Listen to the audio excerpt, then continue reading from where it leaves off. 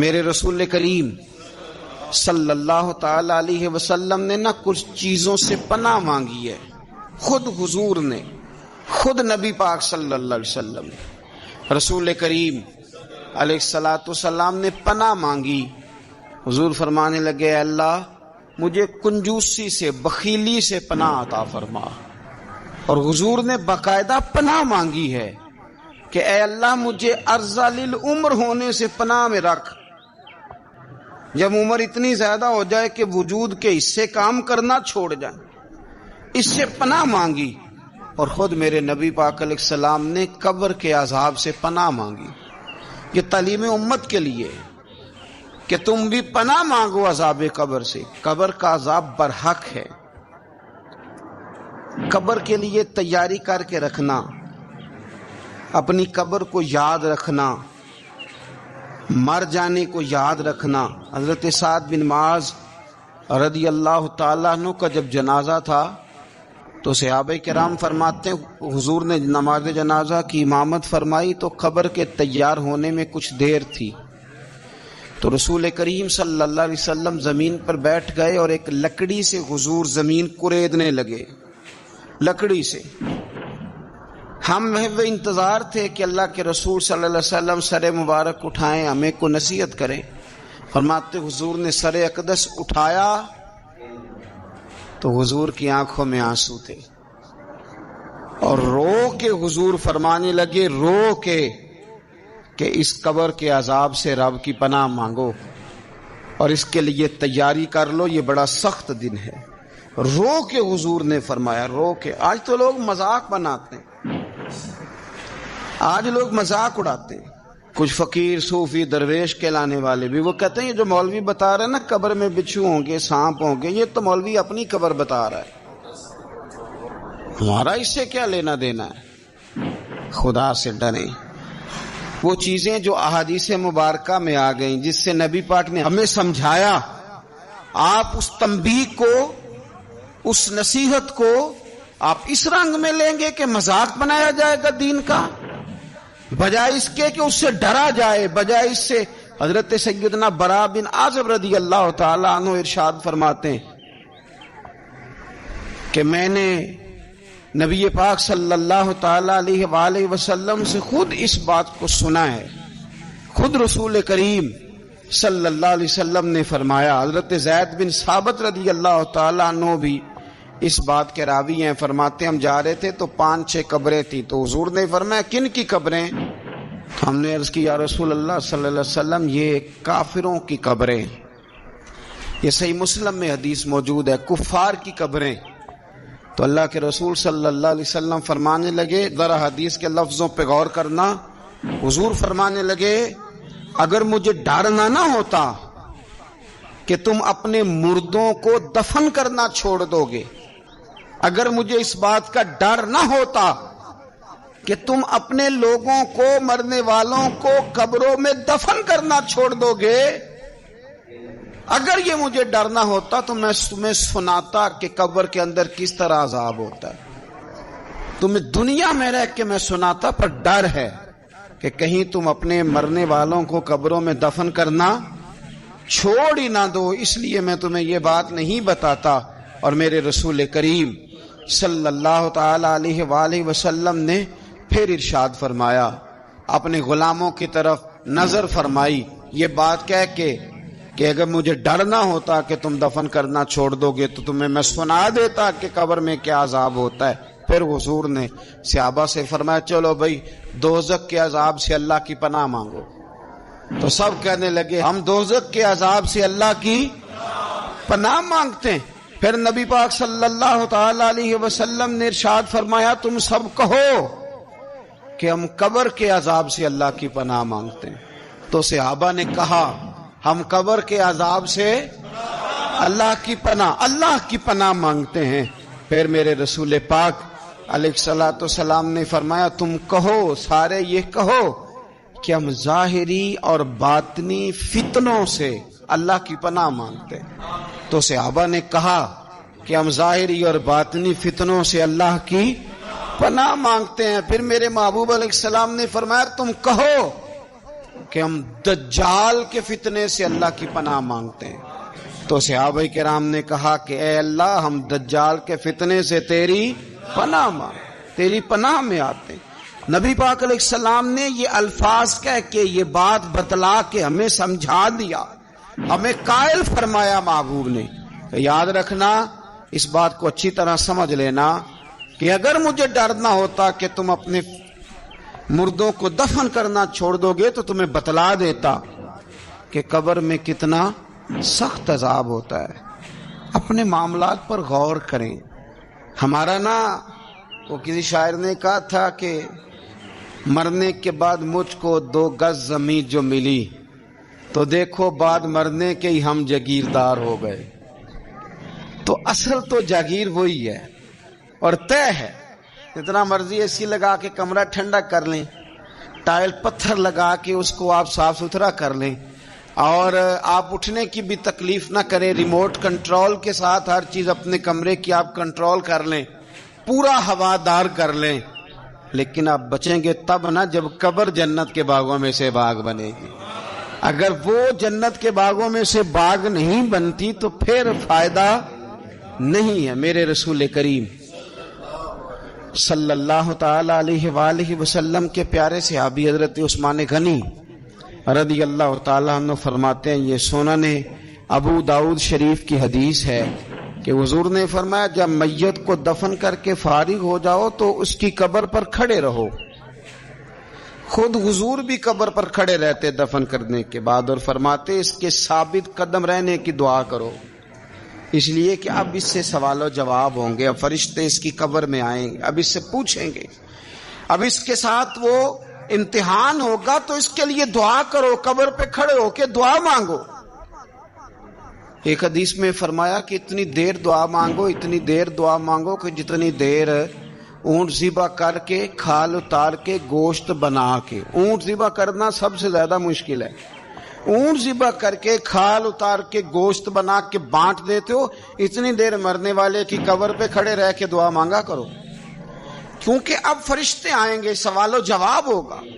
تو عذاب قبر، مصنف عبد الرزاق میں حدیث ہے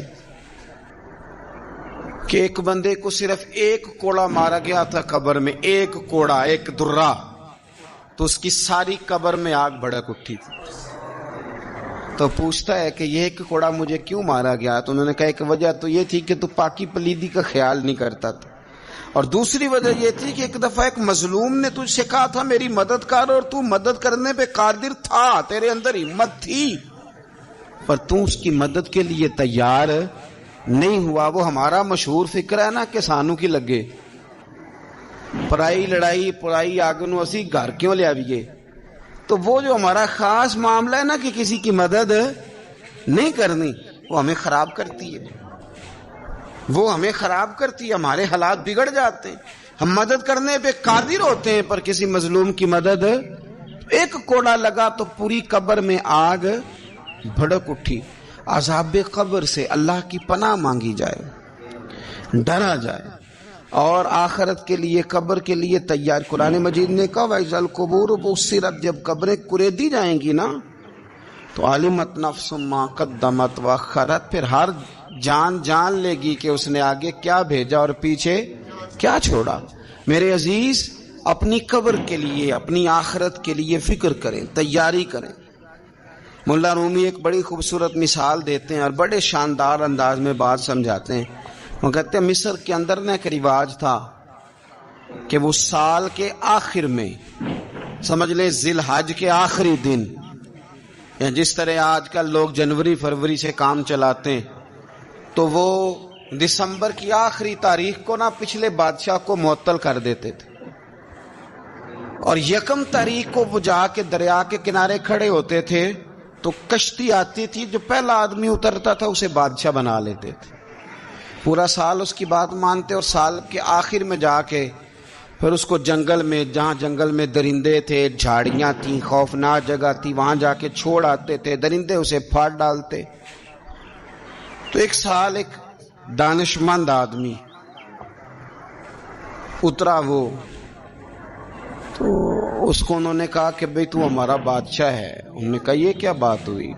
بادشاہ ہوں تو کیا مطلب؟ انہوں نے کہا جی ہمارا اصول ہے پورا سال تیری بات مانیں گے، سال کے بعد جنگل میں چھوڑ آئیں گے۔ کہنے لگا سال تو بات مانو گے نا؟ نے کہا کہنے لگا اچھا پھر سب سے پہلے مجھے وہ جنگل دکھاؤ جس میں تم نے آخر میں چھوڑ کے آنا ہے۔ پہلے مکان کے پہلے سوسائٹی میں گھر کے پہلے قبرستان کی طرف حاضری۔ قرآن پاک کی جو ترتیب ہے نا موت و حیات کی، پتہ کس طرح؟ اللہ جی خالق الموت والحیات، وہ رب جس نے موت اور زندگی پیدا کی۔ قرآن زندگی کا ذکر بعد میں کرتا ہے، موت کا ذکر ہے۔ تو ملا رومی کہتے ہیں وہ آدمی کہنے لگا پہلے دکھاؤ نا کہاں سال کے بعد لے کے جاؤ گے، تو انہوں نے جا کے وہ جگہ دکھائی، اس جنگل میں سال کے بعد ہم نے آپ کو لے کے آ کے چھوڑنا ہے۔ تو کہنے لگا ختم ہو گئی بات، اسی جنگل میں چھوڑو گے نا، کوئی اور تو نہیں؟ کہا جی اسی میں چھوڑیں گے۔ کہنے لگا بالکل ٹھیک ہے۔ پہلا حکم تخت پہ بیٹھ سے اس نے یہ کیا کہ جنگل کے اندر جتنی خاردار جھاڑیاں ساری کاٹ دو، اس جنگل میں جہاں آخر میں جانا ہے وہ ساری جھاڑیاں کاٹ دیں۔ پھر کہنے لگا جتنے درندے ہیں نا جہاں وہ سارے مار دو، درندے مار دیے۔ کہنے لگا اب ہل چلاؤ، کیاریاں بناؤ، پھول لگاؤ، گلاب لگاؤ، چمبیلی لگاؤ، کرو اس کے اندر خوشبوئیں۔ وہ سارا سال وہ باغ کی تیاری کرتا رہا۔ سال کے بعد انہوں نے چارپائی پہ باندھا، جب اس باغ میں لے کے جا رہے تھے تو پرانے بادشاہ کہتے تھے نا نہیں میں نے نہیں جانا، چھوڑ دو، اتار دو، معاف کر دو۔ یہ پتہ کیا کہہ رہا تھا؟ کہہ رہا تھا آج جیلونی، ذرا جلدی کرو، ذرا جلدی کرو، جلدی کرو، مجھے لے جاؤ خبر میں اور جلدی سے مجھے وہاں چھوڑ کے آؤ جنگل میں۔ کیوں بھلا؟ اس لیے کہ اس نے فارغ بیٹھ کے موج نہیں کی، اس نے اپنی آخری جگہ کے پھل پودوں کی تیاری کی۔ او میرے بھائی، ہمارے پاس پیسہ آتا ہے تو گاڑی نہیں آتی ہے، اگر تھوڑا پیسہ زیادہ بڑھ گیا تو چلو وہاں بھی پلاٹ لے لو۔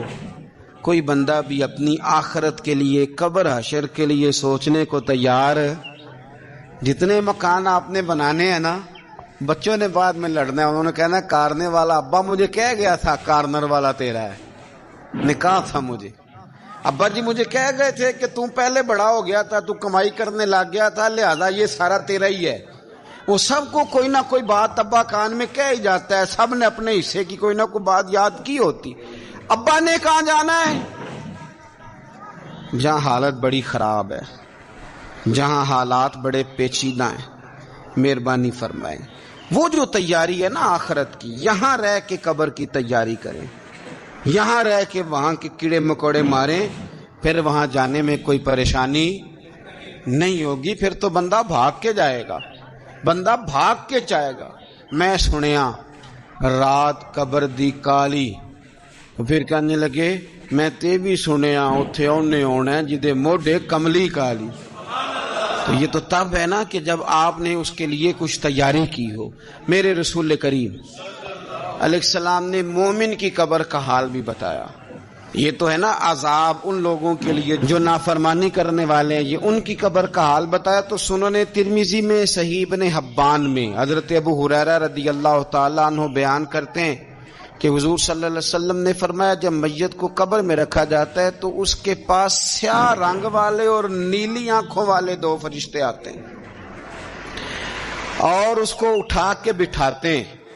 باقی حدیثوں میں 3 ہی سوال ہیں، لیکن اس حدیث میں حضور نے فرمایا انہوں نے بس میرے بارے میں پوچھنا ہے، اٹھا کے بس میرے بارے میں صرف یہ پوچھنا ہے، بتا مدینے والے محبوب کے بارے میں دنیا میں کیا کہا کرتا تھا، کیا کہا کرتا تھا ان کے بارے میں دنیا میں۔ تو اعلیٰ حضرت بریلوی تو کہتے ہیں میں نے تو کہہ دینا ہے، سرور کہوں کہ مالک و مولا کہوں تجھے، باغ خلیل کا گلے زیبا کہوں تجھے، تیرے تو وصف عید تناہی سے ہیں بری، حیران ہوں میرے شاہ میں کیا کیا کہوں تجھے، لیکن رضا نے ختم سخن اس پہ کر دیا، خالق کا بندہ خلق کا آقا کہوں تجھے۔ اور پیر میر علی شاہ صاحب کہتے ہیں میں نے وہاں یہ کہنا ہے کہ مکھ چند بدر شاہ شانی ہے تے متھ چمک دی لاٹ نورانی ہے، کالی زلف تے اکھ مستانی ہے، مخمور اکھی ہیں مد بھریاں سبحان اللہ ما اجمالا کا ما اکمالا کا ما احسنا کا تے کتھے مہر علی کتھے تیری ثنا مشتاق اکھیں کتھے جاڑی. تو نبی پاک علیہ السلام فرماتے ہیں میرے بارے میں پوچھیں گے میرے بارے میں. ویسے بھی ایک سوال لازمی ہوتا ہے نا, یہ والا سوال لازمی ہے. من ربو کا پوچھ کے نا تو جنت جہنم کا فیصلہ نہیں, ماں دینوں کا پوچھ کے جنت جہنم کا فیصلہ. ہاں بات اگر ختم ہونی ہے تو مدینے والے کے سوال پہ ختم ہونی ہے. اس لیے کھل کے نعتیں پڑھا کرو اور راج کے درود پڑھا کرو. یہ بات یاد رکھیں, یہ فیصلہ حضور کی ذات پہ ختم ہونا ہے. میرے نا وہ شکایتیں کرتے ہیں نا لوگ آ کے, تو ایک بچی کو ہمارے ہاں داخل کرانے کے لیے ایک صاحب لے کے آئے تو کہنے لگے بڑا عرصہ اسے فلانے مدرسے میں داخل کرایا, سوائے نعتوں کے کچھ بھی نہیں سیکھا اس نے. تو میں انہوں آخیا چاچا جی جیڑی اصل کام سی وہ تو سیکھ گئی نا تہاڈی بچی. قرآن و سنت بھی حضور کی نعت ہی ہے, لیکن آپ کو پتہ ہے کہ بات ختم مدینے والے کی نعت پہ ہی ہوتی ہے. حضور کا پیار اصل ہے. تو حضور فرماتے ہیں میرے بارے میں پوچھا جائے گا, وہ کہے گا کہ ان کے بارے میں کیا پوچھتے ہو, اشہد ان لا الہ الا اللہ واشہد ان محمدن عبدہ ورسولہ.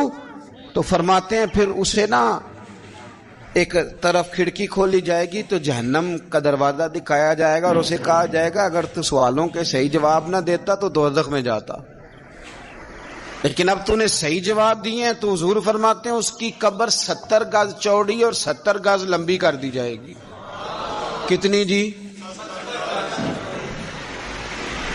مسجد میں اے سی والے حال میں جگہ مل جائے تو بندہ بڑا سکھی رہتا ہے, اور صبح جائے بینک اور پہلی لائن میں موقع مل جائے تو بندہ بڑا سکھی رہتا ہے کہ میرا جاتے ہی کام ہو گیا. او خدا کے بندے, قبر بندے کی قبر, مکان اچھی سوسائٹی میں اچھا خستہ اور سستا مل جائے تو بندہ کہتا ہے کہ سودا بڑا واردہ لب گیا, بھائی بڑا کمال ہو گیا, مزہ نہیں آ گیا. قبر 70 گز لمبی اور 70 گز چوڑی. اور یہ ترمذی شریف پڑھ رہا ہوں, بڑی مزیدار حدیث. نبی پاک صلی اللہ علیہ وسلم فرمانے لگے پھر اس کی قبر کو نور سے بھر دیا جائے گا. حضور کو پہچان گیا نا, قبر نور سے بھر دی گئی اور جب 70 گز لمبی کر دی گئی تو بڑے پیارے لفظ ہیں حدیث کے. حضور فرماتے ہیں وہ بندہ پھر فرشتوں سے ایک بات کہے گا, عربی میں بھی ہے اردو میں بھی ہے, وہ میرا دل کرتا ہے پنجابی میں بتاؤں. وہ نا فرشتوں سے وہ بندہ کہتا ہے جب قبر ہو گئی نا 70 گز لمبی 70 گز چوڑی اور نور سے بھر گئی, قربان جائیں. حضور فرماتے ہیں وہ مردہ وہ جو قبر میں پہنچا ہے, جب اس کی قبر کو یہ شان ملتی ہے تو فرشتوں سے پتہ کیا کہتا ہے, کہندا میں گھر نہ دساں وہاں جا کے, یہ ذرا گھر نہ بتاؤں دوڑ کے, یہ ذرا میں اپنے گھر بتاؤں بھاگ کے کہ اللہ نے بڑی خیر کر دی. اپنی اماں نو دساں وہاں, اپنی اماں نو میں بچوں کو بتا کے آؤں کہ موج بن گئی ہے, میں ذرا میں بتاؤں اپنی بیوی کو, بتاؤں اپنے بہن بھائیوں کو, میں کار نہ دساں وہاں. قربان جائیں میرے رسول کریم علیہ السلام فرماتے ہیں فرشتے اس سے کہتے ہیں نہیں تو کسی کو نہ بتا, نم کا نومت العروس, تو اس طرح سو جا جس طرح پہلی رات کی دلہن سویا کرتی. وہ بڑے چاؤں میں سوتی ہے, وہ بڑے پریم میں سوتی ہے, نئی زندگی کا آغاز ہوتا ہے تو سوتی ہے. اور فرشتے کہتے ہیں اب تجھے وہی آ کے جگائے گا جو تیرے اہل میں تجھے سب سے زیادہ محبوب ہوگا, جو تجھے سب سے زیادہ محبوب ہوگا. میرا تو ایمان ہے کہ ہمیں تو قبر سے آ کے جگائیں گے بھی مدینے والے رسول, کہیں گے آؤ غلاموں چلیں, آؤ غلاموں. اور وہ کشمیر کے رومی وقت نے میاں صاحب نے کہا تھا بعد مرن دے قبر میری تے میرے اپیرا جے کر پامے پھیرا. آپ حسن دیکھیں کلام کا اور انداز دیکھیں, بعد مرن دے قبر میری تے میرے اپیرا جے کر پامے پھیرا. تے قبر دے وچوں ہڈیاں اٹھ کے مجرا کر سن تیرا. ایک دفعہ آ تو صحیح, میں لوگوں کو وجد کر کے دکھاؤں گا کہ دیکھو نا وہ آ جائے ہیں, وہ آئے ہیں میرے مزار پہ. آج دیکھو ذرا رنگ تو دیکھو کس طرح نرالا اور انوکھا ہو گیا. وہ خود آئے ہیں. مومن کی قبر جنت کا باغ بنے گی. اسے نوازا جائے گا, اسے دیا جائے گا, اسے عطا کیا جائے گا. اسے کہا جائے گا تو سو جا, تو نیند پوری کر, نیند پوری کر. میرے عزیز, کچھ لوگ ایسے ہیں جن سے عذاب قبر ہوگا ہی نہیں. میرے رسول کریم صلی اللہ تعالی علیہ وسلم نے ارشاد فرمایا کہ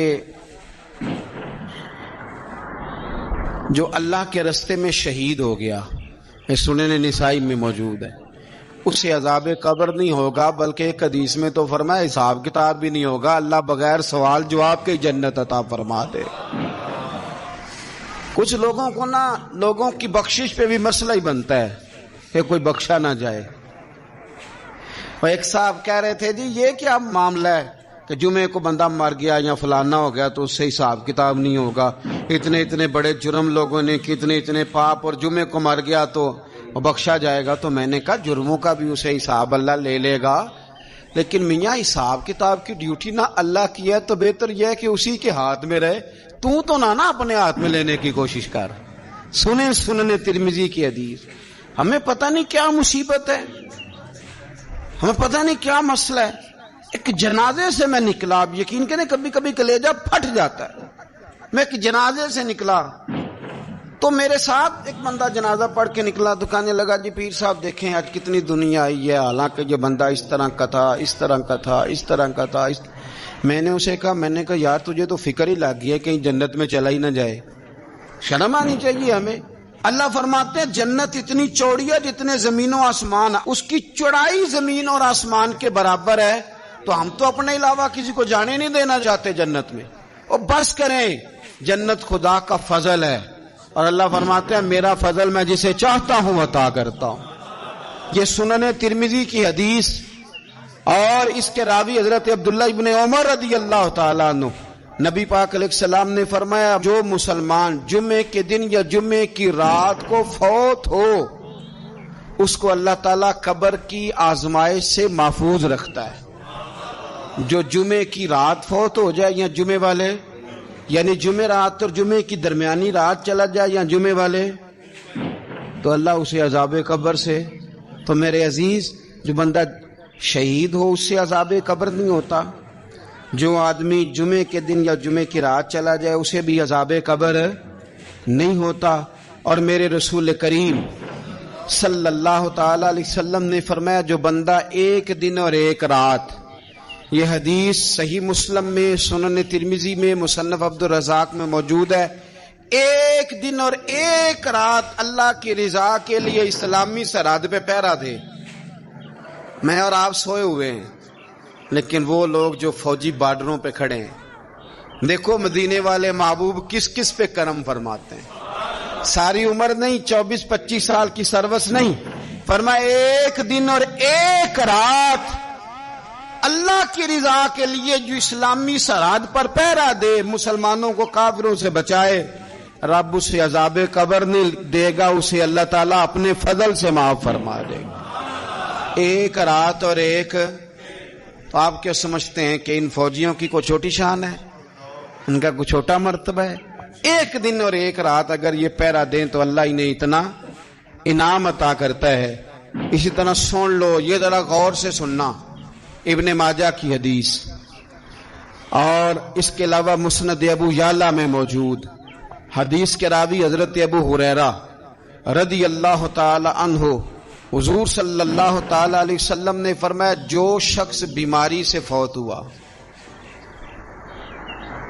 جو شخص, قربان جاؤں میرے محبوب نے بیماری کا نام ہی نہیں لیا, فرمایا کوئی بھی بیماری ہو, فرمایا جو آدمی بیماری سے فوت ہوا اللہ اسے شہادت کی موت عطا فرمائے گا, اور وہ عذاب قبر سے اور قبر کے امتحان سے بھی محفوظ رہے گا.